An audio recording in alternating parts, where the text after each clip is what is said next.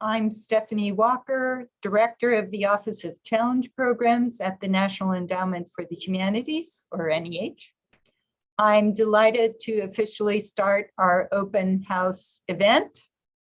Let me repeat that a recording of this event will be posted on the NEH website, and let me also encourage you to use the Q&A box at the bottom of your screen to send us questions.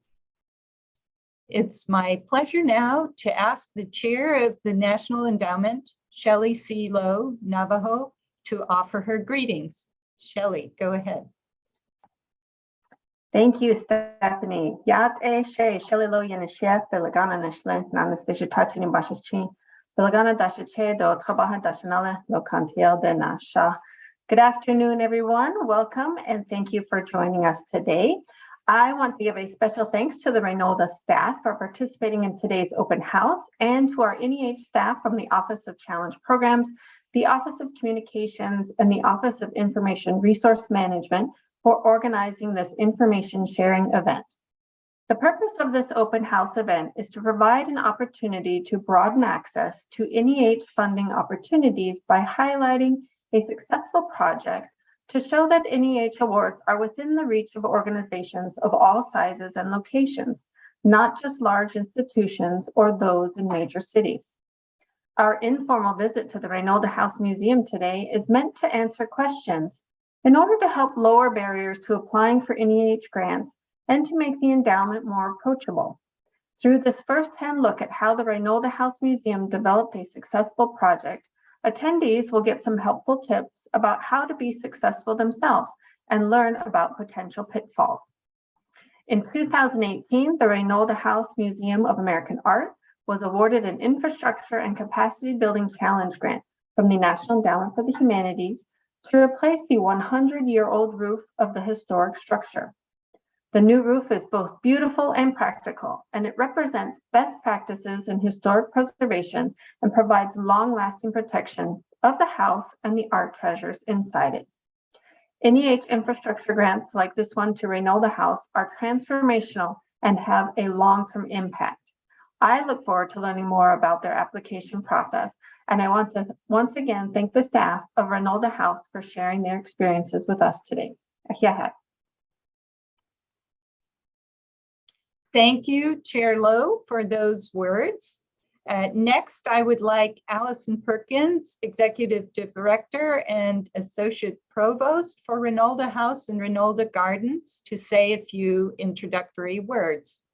Allison, you're up. Thank you so much, Stephanie, and thank you, Chair Lowe, for inviting our team to be a part of today's webinar.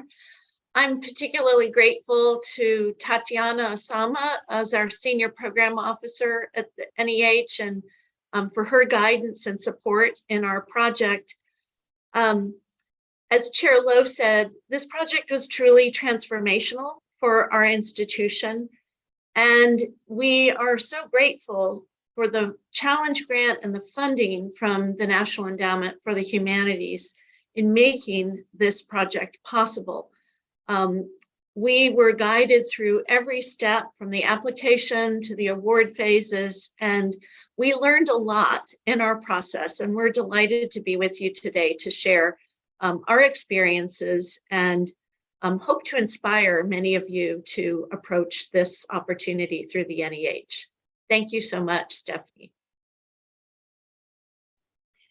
Thank you, Allison. And we will now show you a 10-minute video on the new roof at Reynolda House, produced by their own staff. In 2021, Reynolda House replaced its entire roof that covers the world's largest bungalow, built in the 19-teens by Catherine Smith Reynolds and her husband, R.J. Reynolds, the founder of the R.J. Reynolds Tobacco Company. The house is 30,000 square feet. It was always referred to by the Reynoldses as their bungalow, maybe somewhat tongue-in-cheek. That's a very elastic term and a very elastic type of house. This takes it just about to the breaking point because of the scale. But if you notice the heavy rustic Tuscan columns behind me that evoke rural architecture, if you notice that there are low sloping roof lines and porches that engulf the house on all sides that are under the roofs, shed dormers, pent eaves over the windows, rustic natural fieldstone on the foundations and the chimneys. These are bungalow elements, and it's a healthy living style of home. It's an indoor-outdoor permeable style of home where you're never but a few steps away from porches and from the out of doors. It's a house with as little distinction as possible between being inside and outside. And it's a modest style. That's why we think about bungalows as really typically a middle-class home for hot climates. And North Carolina was a hot climate, and Catherine Reynolds wanted a modest home. She used the word squatty, but she had social obligations that required a house of this scale. So it's quite unusual in being a colonial revival style bungalow of very large proportions, but very homey, comfortable, and that's what visitors to Reynolda almost invariably comment on, is that it really feels like a home.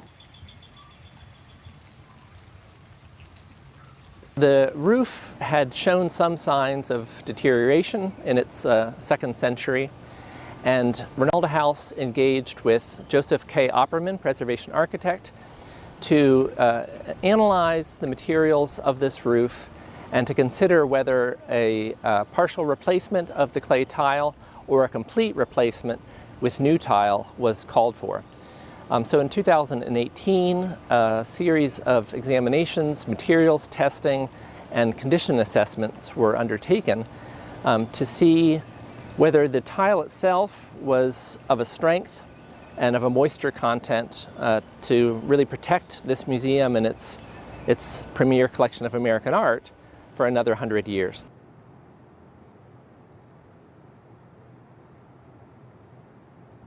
Those tests came back and indicated that, in fact, new tile was called for. So with this project, we adhered to the Secretary of the Interior's standards for treatment of historic sites and worked with the North Carolina State Historic Preservation Office to retain character-defining elements wherever possible, and in some places to sensitively and in a limited way upgrade with newer materials. So I have some examples for you. There are 30,000 square feet under roof at Reynolda, and each of these clay tiles, manufactured by the Ludovisi Company in New Lexington, Ohio, is a little bit more than 5 pounds. So the total clay weight of this roof is the equivalent of 13 adult elephants. Ludovisi is still in business, which was a great advantage in this project, because we're able to send them tiles and work with them to accurately match the colors. So Reynolda has very few visual elements. A musical analogy might be a Mozart sonata as opposed to a Beethoven sonata. There aren't as many notes, and so it was important to get each note correct. There really was no margin for error. Reynolda really is the fieldstone that you see behind me on the chimneys and the foundations. It's the green roof, it's white walls, and copper gutters and downspouts and flashing. That's really it. Very few visual elements.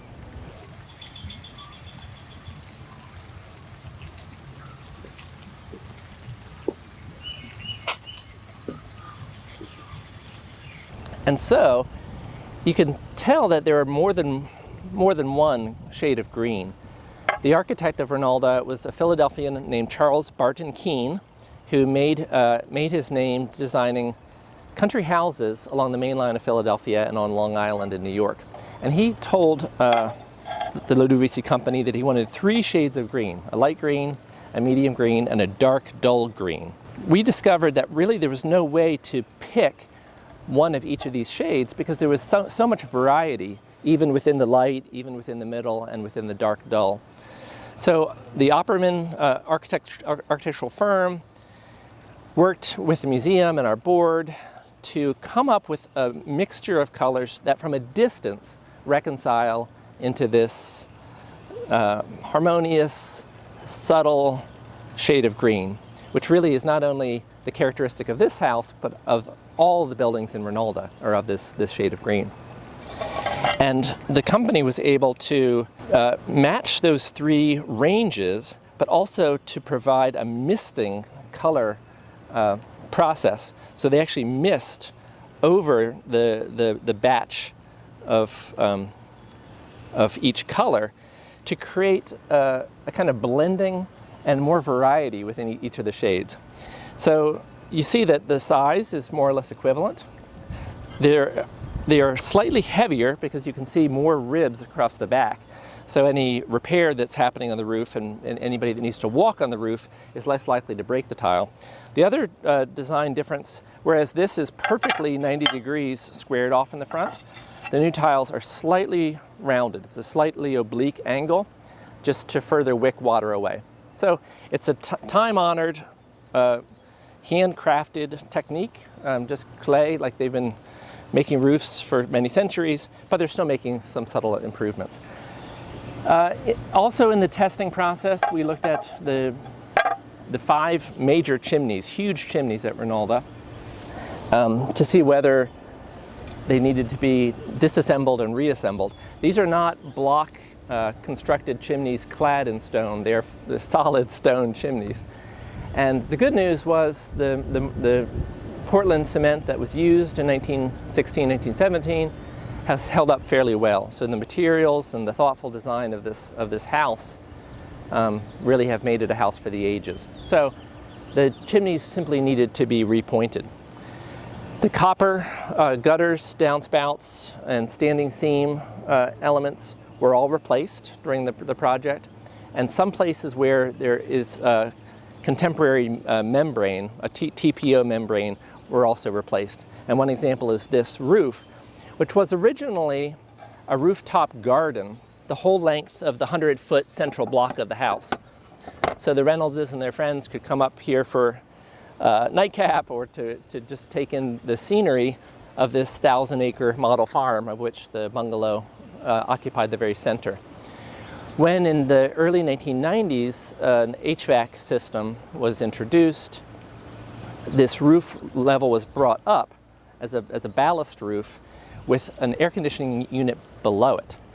And it required the smallest technicians to come up and work on this HVAC unit because there were only 18 inches through which the technicians had to belly crawl to actually service this unit. So while the roof was being removed and replaced, it was an opportune time to replace 3 different HVAC units of the 14 that are throughout this historic house.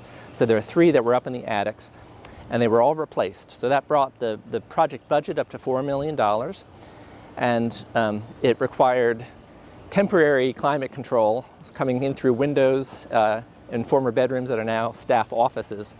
And the museum determined to stay open through this entire project. So we kept up with our exhibition schedule with a slight delay for an exhibition about Georgia O'Keeffe and her circle of fellow artists.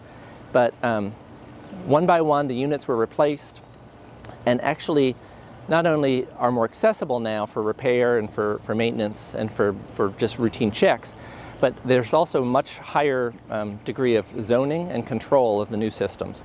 So we're able to really monitor each room in the house and make adjustments where needed. So the next project really will be replacing the other 11 units that are in basements and various parts of the house.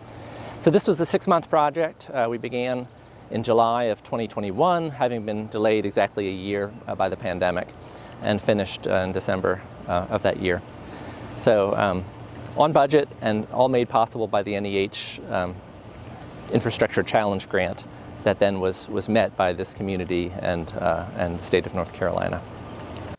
I hope you all enjoyed this video. It gave us a lot of information about the house, its history and collections, and the roof project. And we are fortunate to have with us today the key people from Reynolda House who were involved in this project and the NEH grant that supported it. You have briefly met Allison Perkins. With her here are Phil Archer, Deputy Director, and Carl Eric, Facilities Director at Reynolda House, and Senior Program Officer Tatiana Ausima from NEH, who has been watching over this challenge grant from the NEH side, is here as well. And it's her turn now to lead a short round of introductions and moderate our roundtable discussion. Over to you, Tatiana. Great. Thank you so much, Stephanie, and a very special thanks to Phil and Carl and Allison for being with us today and putting together that phenomenal video that was all filmed on the roof, which was amazing. I loved the views, and it made me want to climb up on the roof and see it for myself. So thank you again for joining us. As Shelley noted in her introduction, one of the things that we'd like to achieve with this open house is to communicate to possible applicants, what it takes to put together a NEH challenge grant. As all of you know well, it's daunting. It's 40 some pages of application materials and reading through all of that. So I wondered if we could kick off our discussion by talking about what did you as a fairly small organization and small team do to prepare your application? How did you start the process, and how did you work through putting that application together? Tatiana, maybe I'll kick things off and then Phil and Carl can add to my comments. As you mentioned, we are relatively small. We have a $4 million annual budget. We have 27 full-time staff members and roughly 40 part-time staff who are primarily in facilities, security, visitor services, and some seasonal workers. So we're not a big team. We did have a dire need. We'd been really taking some stopgap measures to prevent leaks in the building, and then new ones were revealing themselves. And, that's never a set of happy circumstances. Earlier today, Phil and Carl and I were reflecting that it was January 17th, 2018, that we learned of this new category of funding from the NEH for infrastructure and capacity building challenge grants. And it was the grant we decided, given our circumstances from the fall, we thought we have no choice but to attempt to apply for this fund. And the grant deadline was March. So between mid-January to March, we had 2 months. And I will say that our grant and stewardship manager really coordinated an effort where we could sort of group populate the answers to the questions in the grant application. So I might let Phil talk a little bit about how we pursued that writing exercise. Putting myself back in that time, 2017, 2018, I remember were record-breaking rainfall years in the Piedmont of North Carolina. So routine maintenance of the roof had kept up well with the small needs, but we began to figure out that there were sort of more pervasive needs after a little bit more than a century. It was also the year of 2 major hurricanes. So all these things were coming together in a way to make it an urgent infrastructure rehabilitation. But on the good side of the ledger, we also hired Carl Eric, who's with us and who's facilities director, and he was project manager for the rehabilitation. So we, with Carl, had the team that we needed. It certainly felt authentic. It felt like exactly what Reynolda House needed. So once we heard about the grant, we leapt into the writing process. Getting the estimates was a challenge. Maybe Carl could speak to that within that short time frame, and making sure that the estimates really covered all the work that needed to happen. Carl, could you speak to that? I'm going to try my best. So definitely, looking back, we had a rain event, and during the repair with one of our vendors, we found some areas of the roof that were very, very deteriorated, far worse than what we had originally thought. And that kind of pushed the urgency. in gathering all the information for the grant, you know, we had to keep our collection staff informed from the very beginning. We gathered photos, we gathered estimates. Initially, we did not have a construction management company on board. We were getting estimates from, you know, only the roofing companies, which is how we kind of formed our initial, you know, budgetary numbers for this project. And, you know, we can get into this a little later, but, you know, that kind of was maybe not the right process, but we didn't know it at the time. Because there's a lot of other charges that you don't really associate with a large project like this whenever you're in the initial stages. So we did come up with some budgetary numbers and went to work with the grants team and answered a lot of questions really quick for that timeline. Great. Yeah, thank you so much. And, you know, I think it really speaks to the amount of information that we hope that applicants have on hand for an application, but also that, you know, as anyone that's done a construction project knows, things change, and the timeline between when you submit an application and when you hear about the results of the review process, storms happen in that time period, pandemics happen, all sorts of things change the course of the project. And I think we'll talk about that in a little bit as well. But before we start talking about that, I wonder if we can also touch on the fundraising piece of your project. So, you know, one of the other questions, you know, beyond how do we put this application together is, how do we fundraise for a capital campaign with everything else that our organization is trying to do? And so maybe, Allison, if you don't mind starting us off, talking a little bit about how you as an organization thought about this immediate need that you needed to fulfill, but that also required a pretty significant match to get the federal funds.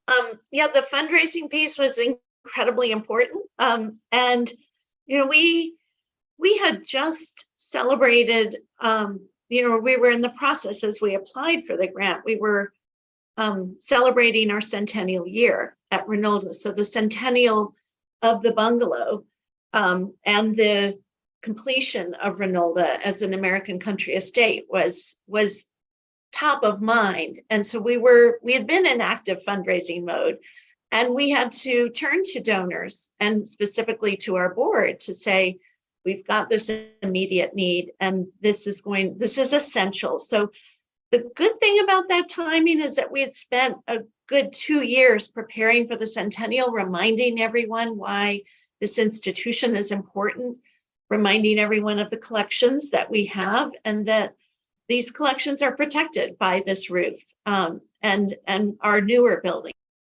So the fact that our building was 100 years old really helped people wrap their heads around, oh, this is a logical need. The other thing is that, you know, your roof is essential to your home or your apartment building. So everybody could really relate to the fact that we needed a new roof. That was a tangible thing. But helping our board and helping our donors understand why we would create new tiles for this roof was one of the sort of sticking points. We had to logistically say, new tile is going to be essential for this versus using the old tile. And then the cost, really the match was about ensuring that every member of the board was well-versed on the project's needs and its cost, and they could be advocates for us. And then speaking to corporations, speaking to local foundations within our community, and asking the board to be, our board was 100% participatory in the match. That was a point of pride, and we felt that that was really important to convey to the rest of the fundraising potential of our community. So Phil, anything I might have left out of that response that you'd want to add to? Maybe just the ease of access at a lower level. So Allison described a lot of the really the large gifts that helped her to come to the 3-to-1 match. We also wanted to really have a broad participation in preservation and to let everybody feel that they were joining the NEH in this project. So Allison mentioned, and I had in the film too, that we decided to replace the tile for ensuring that, another century of good stewardship. That meant that we had 30,000 plus tiles to dispose of, and we decided to sell them as commemorative souvenirs, stamped with the logo of the museum with a little bit of information about the bungalow and some special packaging. So those were, I think, $25 each. So a lot of people were able to be a part of the effort that way. I'd say we're intending to begin in June of 2020. It's delayed exactly a year to June of 2021. But during the pandemic, we noticed people wanting to support the places that really matter to them, if only at smaller levels. So I know this was experienced by symphonies and opera companies and museums coast to coast. People wanting to feel that they were doing something to keep these places afloat. And we definitely noticed that at Reynolda. So a greater number of people giving if the amount was smaller. So we felt really good that those tiles made their way into new homes. And did you find kind of more ongoing engagement from the community that was able to have a dialogue about the importance of historic preservation while holding a physical tile in their hand? Has some of that conversation continued now that the project is wrapped up? The public involvement was really gratifying, at least for me. There was really good media coverage. The green, I mentioned in the film that it appears through all the buildings of Catherine and R.J. Reynolds' estate, but it also appears throughout Winston-Salem, Greensboro, and High Point, because Charles Barton Keene, he created a visual identity with this house that became his calling card throughout the whole region. So this green roof really has local resonance, and people identify with it. So we had an April Fool's post asking the community what color we should replace the roof with, and there were furious answers that they didn't realize was April 1st. So I think people were very curious about what was happening. They wanted to make sure it was done well. Carl and I gave a bunch of looking up tours where we walked all around the building and went up into the attics, and those were packed every time. So it's a house that people really feel attached to in this region. Tatiana, I might add one more thing. We formed a board subcommittee just focused on this project, and it was composed of 3 board members with very different points of view. One has a great deal of background in historic preservation. One has a lot of experience with construction, and the other had just a general viewpoint on the importance of the project and the importance of the museum. And so those 3 board members, as well as the advisors that we brought on board to provide historic preservation advice, were really active advocates, not only with their peers, but across the community. And so they had regular tours of our progress, and they could report out as additional voices representing the museum, in addition to the kind of excellent spokesmanship that both Phil and Carl had. And Phil did a really nice job of communicating on a weekly basis to our staff with, what were they called, Phil? Bungalow facts about the bungalow. And they were status updates about the project. That's really fun. And I think your point, Allison, about the board is very important. The staff involvement and the board involvement.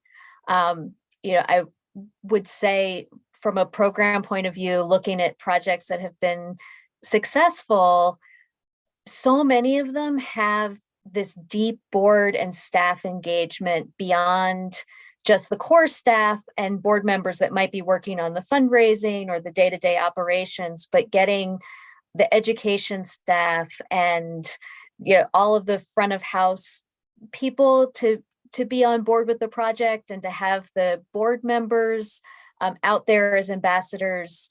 The most successful projects really are able to integrate that in a very seamless way, I think. So that's a really good tip for anyone that's looking to do a project like this.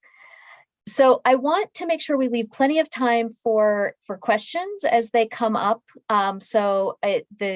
Everyone that's on the call, please do, if you have questions either for NEH staff or particularly for our guests from Reynolda, please put them in the Q&A, and Stephanie will be sure to read those out. But while our attendees are thinking about questions, Carl, you had touched on some of these unexpected project changes and hurdles that come up, and every single one of our projects encounters these types of hurdles. You know, anyone that's done a bathroom renovation incurs those types of hurdles.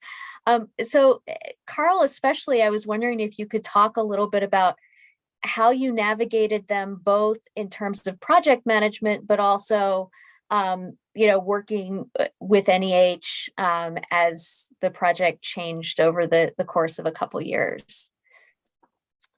So the biggest piece of advice that I could give to anybody listening is, you know, be flexible, be patient and be flexible.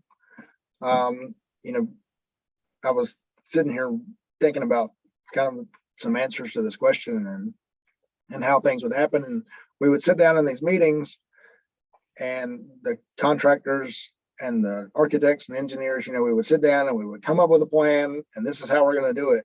And we go to do it, and it just doesn't work that way, you know, and you're making changes on the fly, you know, and calculated changes. We're not just, you know, tearing windows out, but it's, you know, putting some thought into, okay, this is not going to work. It's not what we planned, but how are we going to make it work? And, you know, being flexible, we were very fortunate. Our collections department was flexible. NEH was flexible, you know, with COVID, and you guys were great to work with the timelines and deadlines. And, but, you know, just go ahead and put in your plan that it's not going to work out the way you planned it. And there's going to be things ahead of your project that are unforeseen.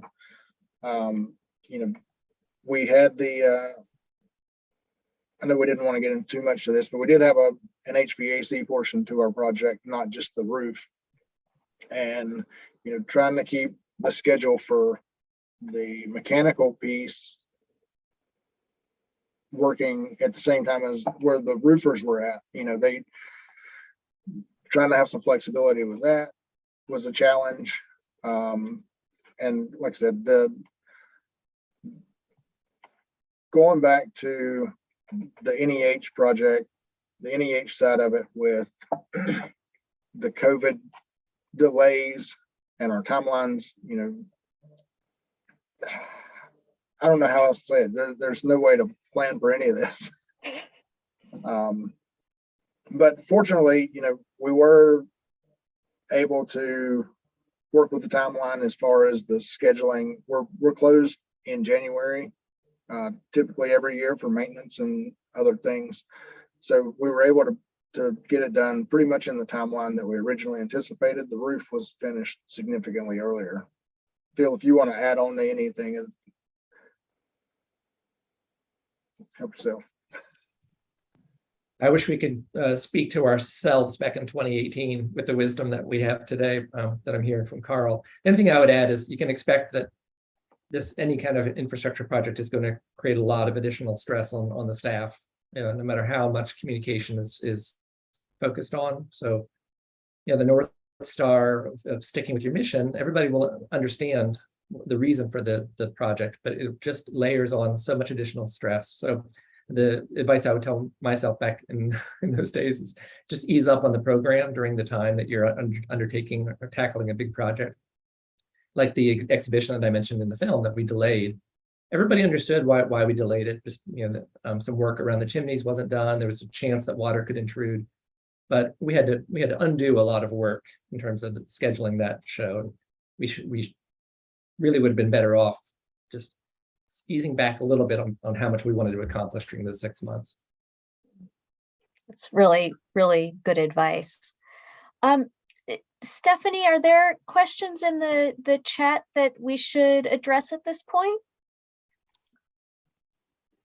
Well, let me say, first of all, thank you, Allison, Phil, Carl, and Tatiana for generously sharing your questions and experiences. And yes, let's see what's in the Q&A for now. I will read those questions out, and then one of you can take on answering them. So just to start us off on a fun note, Phil, could you name an example of a fungalow? Phil, I'll take this one if you don't want it. Oh, please take it. I actually pulled one up just in case somebody asked that question. So in the second staff update, the fungalow fact of the week was when the Reynolds ordered tile from Ludowici Tile Company in the 1910s and 20s, it was shipped by the Chicago and Northwestern Transportation Company by rail. Its journey started on the Pennsylvania Railroad, transferred to Chesapeake and Ohio Railroad, then finished on the Norfolk and Southern Railroad. The track reached as far as the southern end of the Methodist Children's Home. And then it gives a description of where that's at in Winston-Salem, close by. It says here tiles were unloaded to be carted uphill to Reynolda. In 2021, the roof tiles were loaded onto long haul trucks. For a drive of 7 hours, 3 such trucks have arrived already. 4 more will depart from Ohio on Monday. So that was one of our bungalow facts. And each week we would try to give a piece of the history of 1917 when the house was being built, and then how it relates to the project today. That is fun and interesting, and I can see how this could get people from your community, local and beyond, interested in and invested in the project. So thanks for sharing that. Another question is, could you speak a bit about the process of working with the State Historic Preservation Office, also known as the SHPO? I could take that one. That was really an iterative process as the investigations, especially once the tiles were popped off and we saw what was beneath. We had alternate pricing if we would replace the wood decking with the exact same kind of wood, but we also had an alternate if we needed to replace it with plywood. So if we discovered that a great deal of that decking was compromised, just budgetarily, we would need to go with a new material. So the State Historic Preservation Office approved that second option, but fortunately that wasn't necessary. We were able to go back with the exact same materials and the same copper nail, same tile. So as long as they had the sense that we were doing everything possible to keep the character defining elements the same, they were supportive throughout. Of course, they would have loved to hear that the old tile could be removed and just simply replaced, because keeping any kind of original material is always the goal, but fully understood that ensuring another century of total cladding of the roof was the way to go. We didn't really have too much to go through in terms of environmental impact, since we were removing an organics material and replacing it with an organic material. So that process was fairly easy, thanks to the guidance from Tatiana and others along the way. And that was a really good question, because it's one of the things that can be challenging about working with a federal funder on a project like this, is the need to consult with the State Historic Preservation Office and communicate with NEH at the same time. And so we always encourage our applicants to build in lots of time for that process, because as you said, Phil, it often is very iterative, and can change the overall course of the project. So thank you for bringing that that up. Stephanie, there's a question, it looks like, in the chat as well. Yes. Doreen is asking, such an ambitious project for enduring safety of your building and collection, exclamation mark.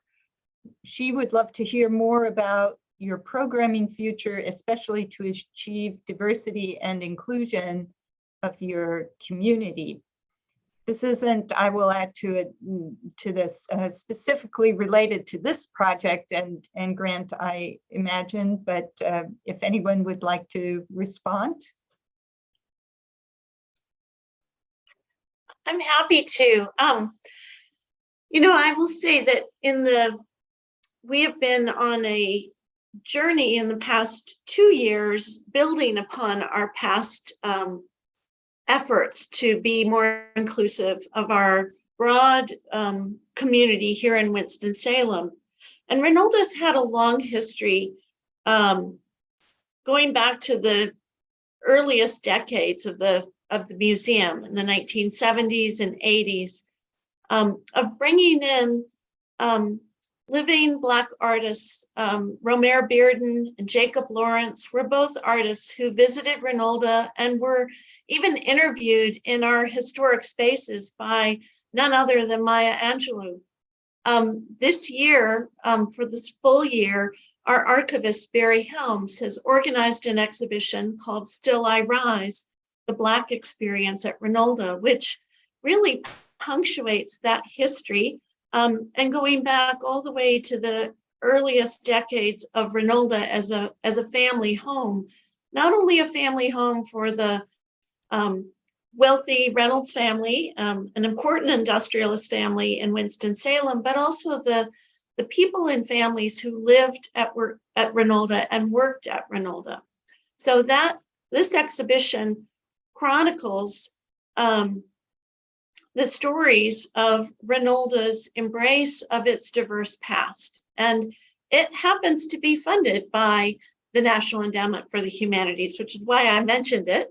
And I'd also like to say that for anyone on this open house call who is considering preparing an NEH proposal, I want to say, do not be deterred by the amount of work that it will entail.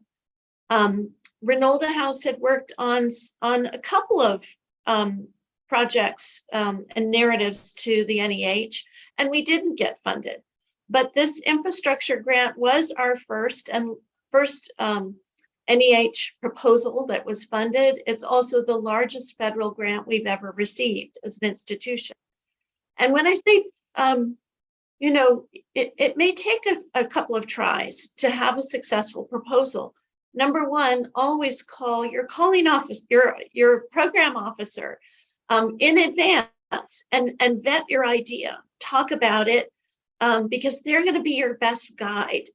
And know that if you do embark on a proposal, even if it's not funded, there will the amount of work that goes into preparing your narrative prepares you and your institution for maybe taking off bite-sized chunks of those projects. And we actually did that on one of our NEH proposals that wasn't funded. We took a little piece of that and worked on that narrative. We'd done a lot of investigative work and a lot of preparation. So, really talk first to the program officer and determine if you are ready, if you are in a state of institutional readiness, particularly for a smaller organization such as Reynolda. We had to, prioritizing means you're going to decide what you're not going to do so that you can put all of your energy into something that you feel will be successful. In our case, we had an urgent infrastructure need. We felt like we had the necessary advisors and staff members to be the project directors and managers. So that's I'm adding to my answer to Doreen's question, just to address some other needs that I think might be top of mind for participants in this call. Thank you, Allison. In fact, you've already responded to another question in the Q&A box. Please put your questions in the Q&A rather than the chat. Do Reynolda staff have any other particular tips for potential applicants? So Allison, you've said quite a bit, but maybe Phil and Carl want to add any tips or advice?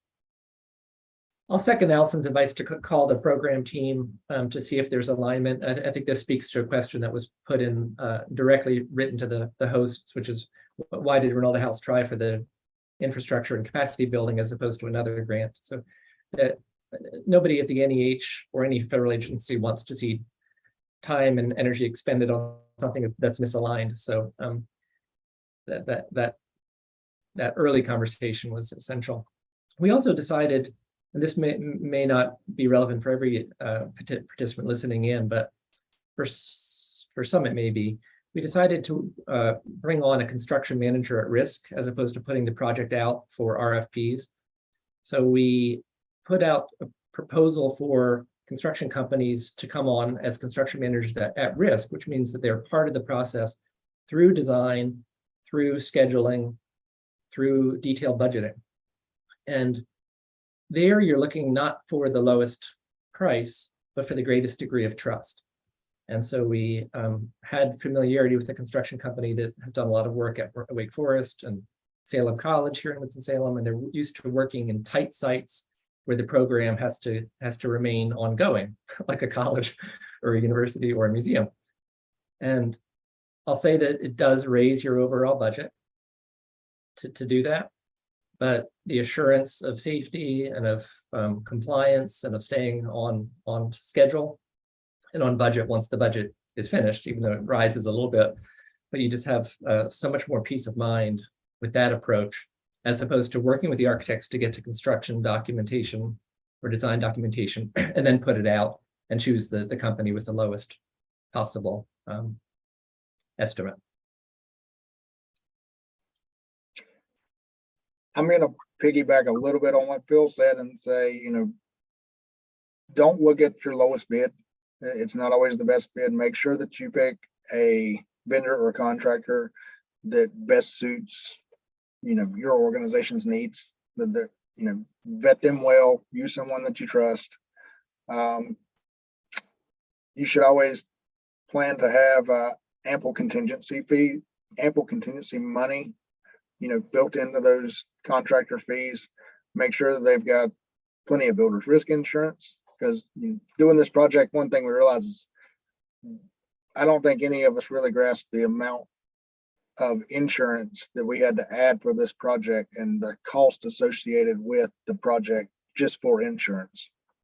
And those contingencies and insurance fees are going to appear in your contractor's fees if you use the CM at risk.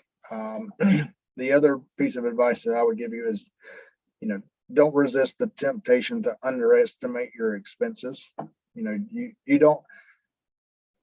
want to be modest, whenever you're applying for this grant, you want it to look good, that we're trying to save all we can, and, but don't underestimate it. Make sure you plan for ample funding. And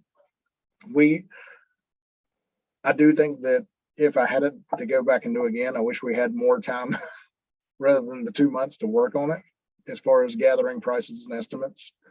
I feel like with the amount of time we had to gather all the information, I think we did okay. I think we could have definitely did better on the pricing exercises. We started out with a budget of around, 1.7 or 1.8 is what we had put in the application. It ended up being closer to 3 without the mechanical piece of it for the roof. And I think we had a better pricing exercise, there's a potential we could have maybe got a little more funding on the match, based on what we know now. So definitely don't cut yourself short would be my advice. Carl, I'm really glad you brought that point up because I think so many nonprofits in general are used to doing things with a budget of zero and are trying to stretch everything. And while, NEH has a charge to be a good steward of taxpayer dollars, that often means, making sure that the project can be finished at the end and not require a lot of change orders that get expensive. And so I would just reiterate what Carl said, that, think as you're putting together an application, think about your real costs and put it in. And NEH can't usually add funds once, the award has been made. And so it's worth your time and our time to really think comprehensively about what a project might cost to the best of your ability. So,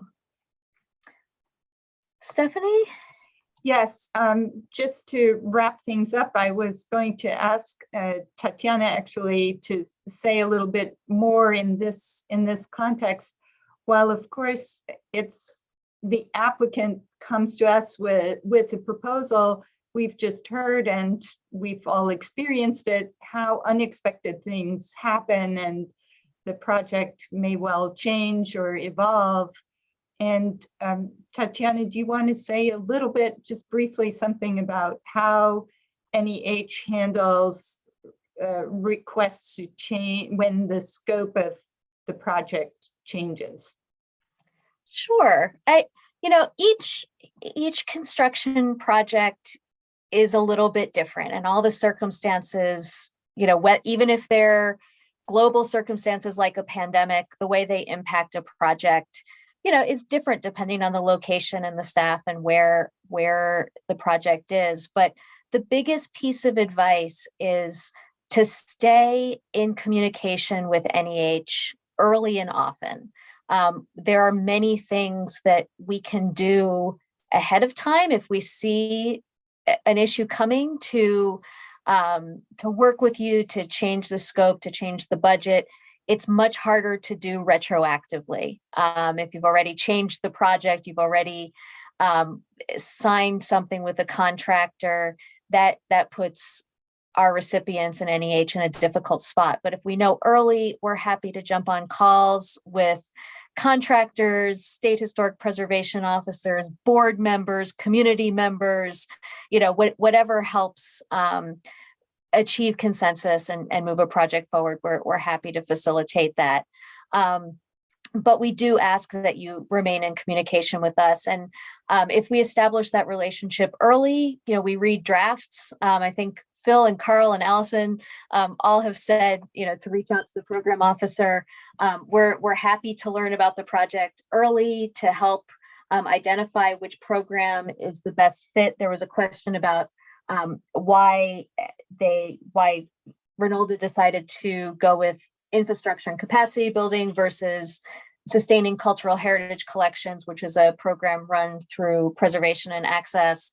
And in the end, it's always up to our applicants to decide which program, but program officers are happy to sit down and talk through the specifics of a particular project, whether the total dollar amount makes one program make more sense than another, or the timing, or the need to leverage federal funding for additional fundraising for a capital project.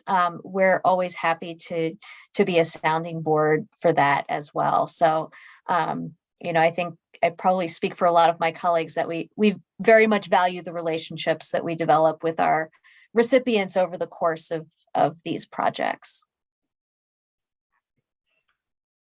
Thank you, Tatiana. And yes, I can only second everything you've said.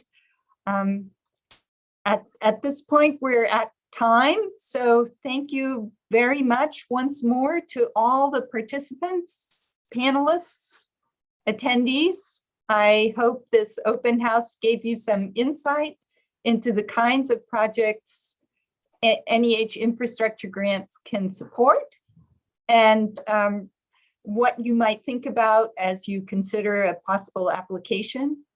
Please do not hesitate to reach out to us, to NEH staff, with any questions about such a future project.